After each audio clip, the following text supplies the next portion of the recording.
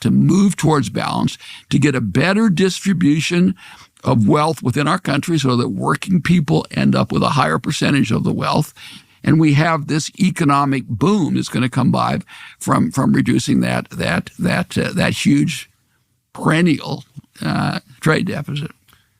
I think a lot of people, some people anyway, in Washington for sure, have given up on the idea that America can be a manufacturing power once again. So I think that's fundamentally wrong. So the first thing they would say is manufacturing doesn't matter.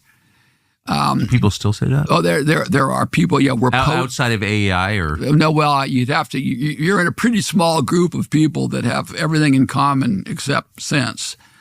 So this is a view. We people who think like I do, and I believe the president in this category, really think manufacturing is essential. One. The wages are better, the benefits are better, people stay in the jobs better for that group of people that are not going to be brain surgeons and astronauts. Secondly, if you look at manufacturing, it employs about 80% of American engineers. It accounts for about 90% of private sector R&D. It disproportionately accounts for productivity gains. So if you go right down the kind of things you use to measure your economy more and more, manufacturing throws off about 8 or 9 jobs for every job in manufacturing, and these are good jobs. And finally, you need manufacturing to have innovation. You need manufacturing to defend your country.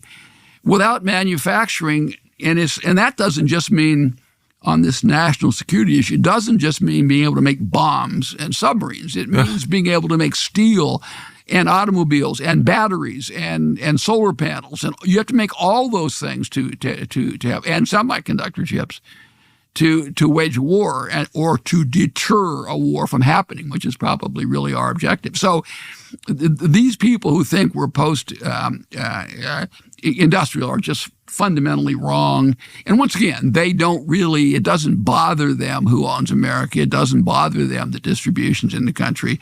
And it doesn't bother them that we're falling behind technologically. What they're thinking about is, yes, but we're optimizing consumption. Like, if it doesn't bother you who owns the country, if it doesn't bother you what's happening to the people who live in the country, then, I think it's fair to assume you have no love for the country. How did people who have no love for the country end up running the country? Well, that's a good question, one on which I think you and I have a lot of agreement, but on which I profess less expertise than I do on other things. It is, I think a lot of these people, well, some of them just don't like the country because of our history for they'll take up a data point in our history and say that means we're bad. A lot of them take it for granted. But once again, I'm not an expert on that. I certainly agree with your conclusion. It's troubling to me, people who are globalists, not only economic globalists, but sort of geopolitical globalists. They don't realize that there's a force that wants to take over the world. Indeed, there are lots of them. And those forces, if they succeeded, would be very bad for America.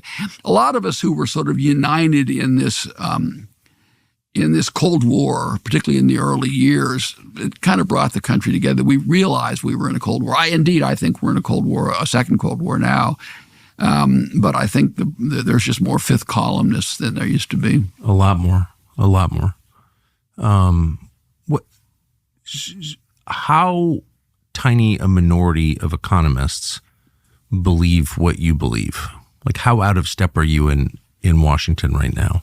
I basically, people say, why do I think the way I think? And some people will say it's because you're from Ashtabula, Ohio, which was one of the places that was decimated, one of a million. What did they build there in your hometown?